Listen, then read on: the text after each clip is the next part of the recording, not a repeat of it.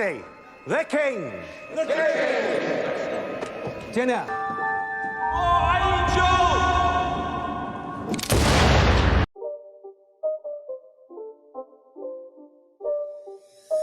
Halo guys, selamat datang kembali di channel Broview Series. Masih bersama saya Stephen yang akan menjelaskan alur cerita filmnya. Kali ini kita akan melanjutkan kembali alur cerita film dari Peaky Blinders dan sekarang masuk ke season 3 episode yang pertama dan kedua. Namun sebelum masuk ke ceritanya, siapkan apa? Ya tentunya Kopai dan Woodbray untuk menemani kalian dalam menonton alur cerita film ini. Dan sekarang kita masuk intro.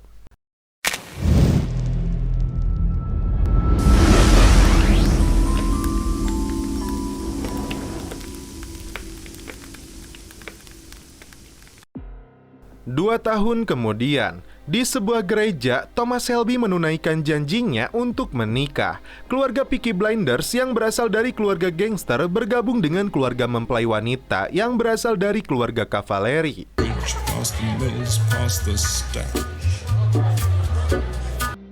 Mereka pun terkejut ketika melihat pendetanya yang berambut panjang.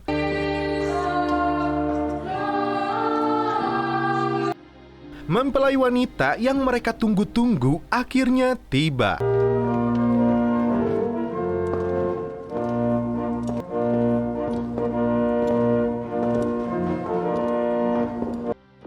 Dan dia ternyata adalah Grace, kekasih Thomas yang sebelumnya sudah menikah dengan pria lain, namun dia malah mengandung anak Thomas. Hingga mereka membesarkan anak tersebut dan menempati rumah mewah. Pernikahan pun berjalan dengan lancar, namun tidak bagi para wanita yang memperebutkan bunga pengantin.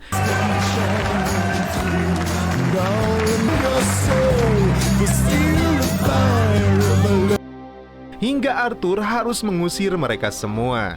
Namanya juga gangster, dalam acara pernikahan pun mereka tetap bekerja. Terlihat seorang mata-mata Rusia datang untuk menemui Thomas.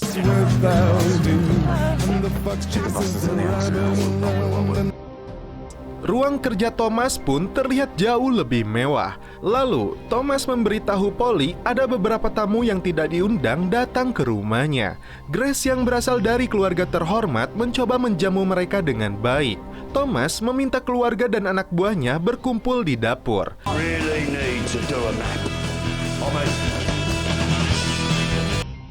Meskipun para pria berseragam itu orang-orang bajingan, namun mereka tetap keluarga Grace dan dia meminta untuk menghormati dan jangan mempermalukannya. Termasuk tidak ada perkelahian dan narkoboy untuk hari ini. Thomas kemudian mengajak Grace untuk turun dan menjamu mereka. Namun Grace meminta Thomas untuk melupakan bisnis terlebih dulu karena hari ini adalah hari bahagia mereka. Thomas pun sadar dengan kesalahannya dan celepot. Karena Thomas dan Grace tidak kunjung turun, Arthur pun naik untuk memanggil mereka. Berbeda dengan Lizzie dan Polly yang masih kesepian, mereka dihampiri mafia Rusia itu.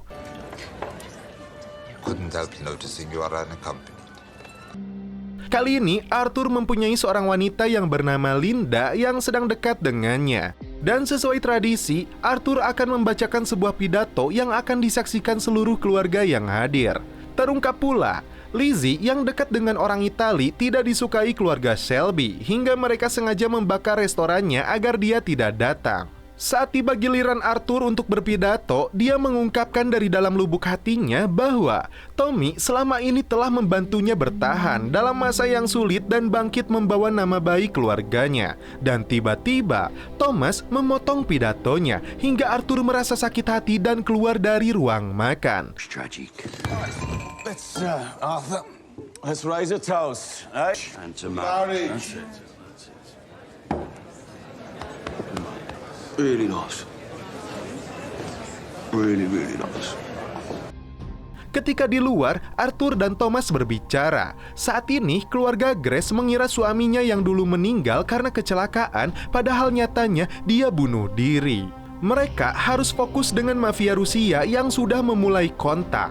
Bagi mereka, keluarga itu kelemahan dan mereka akan memburunya. Namun bagi Thomas, keluarga itu adalah kekuatan dan bisnis harus dituntaskan. Open up, find Johnny Dogs. It's the Russians through the smoke tonight. Polly menemui mafia itu yang meminta berbicara dengan Thomas. Namun Polly memintanya untuk menyebutkan nama Sandy, hingga dia menjawab nama Constantine. Thomas meminta mafia Rusia ini segera menyerahkan uangnya yang dijanjikan senilai $10.000 Amerika. Dia pun menjawab uangnya akan tiba dan dibawa oleh seorang wanita dari keluarga Duke. I'll have it picked up. By who? By the police, pal. Michael yang sudah lebih dewasa kali ini berani mendekati seorang gadis hingga memberinya narkoboy. Tak lama mereka pun celepot. Dari mulut Grace terungkap, pendukung kerajaan Rusia membeli senjata untuk melawan Bolshevik di Georgia dan Churchill sebagai negosiatornya. Ketika sedang berdansa, Grace meminta Thomas berjanji untuk menuntaskan bisnis ilegalnya dan fokus untuk membesarkan bisnis legalnya dalam pacuan kuda dan penjualan mobil demi dia dan anak mereka yaitu Charles. I'll make a safe. Kepala polisi Moss mengawal seorang wanita dari kerajaan yang bernama Duchess Tatiana Petrovna dari Tbilisi, Georgia. Thomas langsung meminta uangnya kepada wanita cantik ini, namun dia ingin memberikannya langsung kepada Tuan Kaladin. Dan Thomas menjelaskan dengan tegas, pria itu salah memberikan sandinya dan dia mencurigai dia sebagai mata-mata dari kedutaan Soviet. And whoever it is up at the house, he gave the wrong fucking name.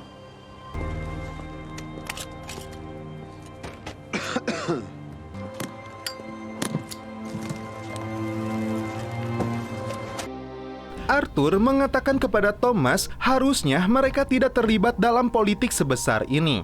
Namun tekanan Churchill kepada Thomas tidak membuatnya punya pilihan lain. And that's what it is. It's just some shit that... Arthur kemudian meminta mafia Rusia itu bertemu Dancis di kandang kuda.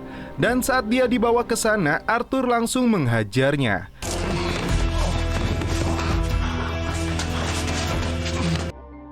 Di tempat lain, Thomas melihat pertarungan John dan anak buahnya yang disaksikan keluarga Grace dari kelompok kavaleri.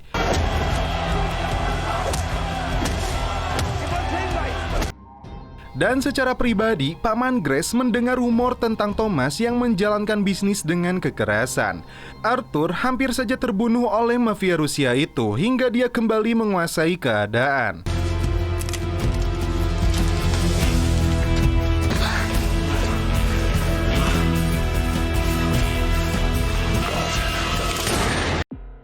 Ditemani Linda, Arthur memilih berada di gereja untuk mendamaikan hatinya.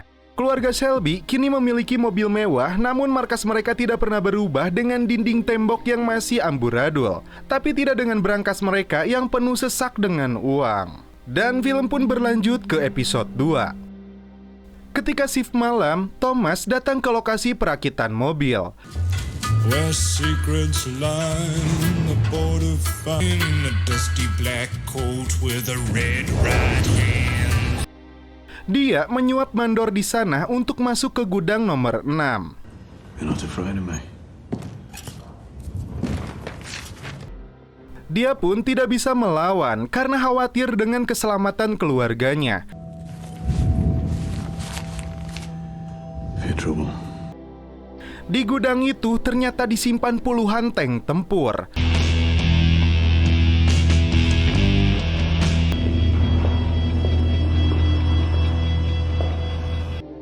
Dan tepat pukul 6, Thomas bertemu dengan seorang pastor yang punya pengaruh sangat kuat dan bisa mengendalikan parlemen beserta kepolisian pusat hingga berani melawan dan menekan Thomas. Dia akan dipertemukan dengan anggota parlemen yang bernama Patrick di lain hari. Namun sepertinya Thomas tidak menyukai permainan mereka. Terungkap, di gudang itu terdapat 27 tank tempur untuk digunakan sebagai alat tempur politik mereka di Georgia. Thomas kemudian disuruh menemui seseorang di Hotel Ritz. I will have an office there. Dan inilah sosok penting yang merupakan paman dari Dancis yang akan menemui Thomas. Arthur dan John diperintahkan untuk menemui gangster senior dari Cheng Rita. Restoran mereka dibakar agar anaknya tidak menemui Lizzie. Keluarga Shelby tidak setuju anaknya dekat dengan Lizzie yang punya jabatan penting di perusahaan Shelby. Namun John melihat Arthur sekarang makin lemah, tidak berani melawan mereka akibat pengaruh istrinya yaitu Linda. Any woman she chooses, even if that woman were...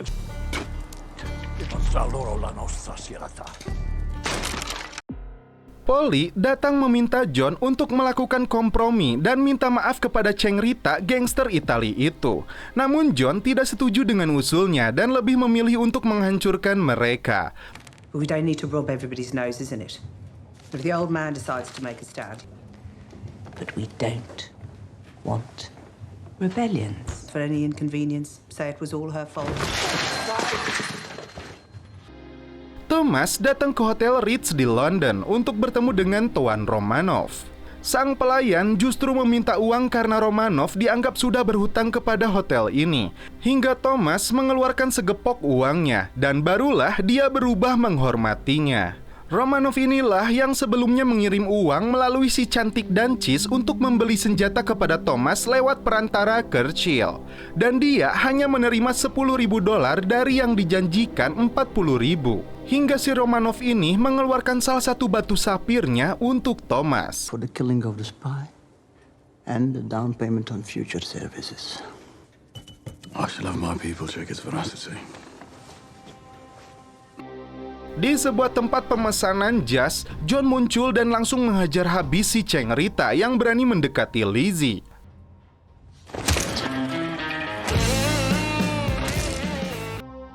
Thomas menemukan seorang wanita yang dekat dengan Mike. Dia bernama Carlette Murray, anak dari pembuat mobil. Kemudian Thomas mengumpulkan keluarganya dan awalnya Polly dan Arthur mengira dia akan menyalahkan John karena aksi kekerasannya kepada gangster Itali. Namun yang terjadi justru Thomas memuji keberaniannya dan itu memang dia harus lakukan untuk menunjukkan kekuasaan Peaky Blinders. Bagi Thomas, jika sekali mereka minta maaf dan berkompromi, maka selamanya akan seperti itu. Dan karena ucapan itulah, Polly dan Arthur berbalik malu. Terlebih, Arthur yang sekarang dikatakan lemah dan lembek, dan malam ini mereka disuruh untuk mengambil alih 2 bar Cheng Rita. Romanov dipanggil oleh Lady karena mereka menganggap Thomas telah merendahkannya. Setelah pekerjaan yang mereka inginkan dikerjakan oleh Thomas, dia mau Thomas dihabisi. Когда нам это будет удобно. Возможно, тебе нужно будет убить мистера Шелби. Thomas pulang ke rumahnya dan langsung memberikan batu sapir itu kepada Grace dan memintanya digunakan ketika acara amal perusahaan Shelby. Dan akhirnya mereka pun celepot. Arthur bimbang karena berhubungan dengan Linda yang kuat dengan agamanya. Namun di sisi lain, dia adalah seorang gangster yang terikat dengan Thomas dan keluarganya. Setelah mengambil alih bar Itali itu, Arthur memilih untuk pulang kembali.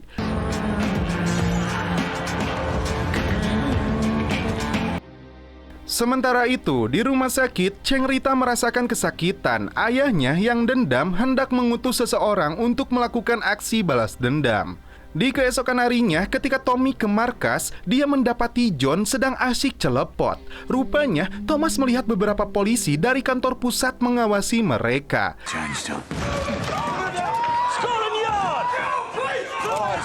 Hingga tidak lama, mereka menerobos masuk dan langsung menangkapnya.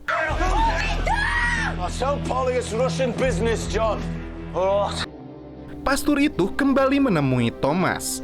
Dia menekan Thomas untuk patuh terhadap perintahnya karena kepolisian pusat seperti anjingnya yang bisa dia kendalikan. You visited your sister. Hey, what's your name, boy? Dia mengancam istri dan anaknya jika Thomas melawan perintahnya. Be sure to check under your little boy's pillow.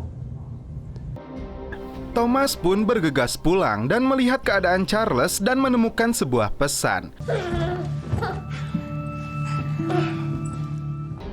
Dan genitnya, sekarang Polly karena seorang pelukis tua yang jujur mengaguminya. So incompetent. I want the portrait to hang in the office, so I wanted to look. Hal itu dimanfaatkan Ada untuk menjodohkan mereka. Shelby Foundation dinner. Polly's going alone. You're invited. Ada. Menjelang hari amal, Grace mempercantik dirinya dengan batu sapir itu, dan Grace memperkenalkan pimpinan Dewan Kota kepada Thomas. Namun Thomas terkejut ketika melihat Pastur dan si Patrick berada di sana. Mary's Boys Reformatory, and with him is Mr. Patrick Jarvis. Mereka kemudian berbicara di ruang gelap, dan mereka kembali membicarakan tentang pengiriman tank tempur itu. Mereka meminta Thomas untuk membawa Dancis melihat tank tersebut di gudang itu. It's all the fun, eh? I'm thinking ahead, thinking of every Possible, Mr. Shelby. You will take her. Di luar dugaan, Dancis telah mengobrol dengan Grace yang membuat Tommy makin sakit kepala. Terlebih, sapir tersebut dia dapatkan dari pamannya. Grace akhirnya cemburu akibat perlakuan wanita itu, dan tiba-tiba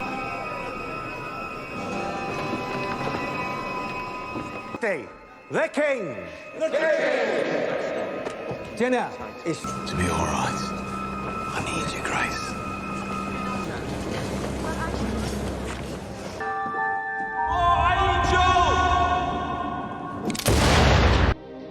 seseorang menembak Grace.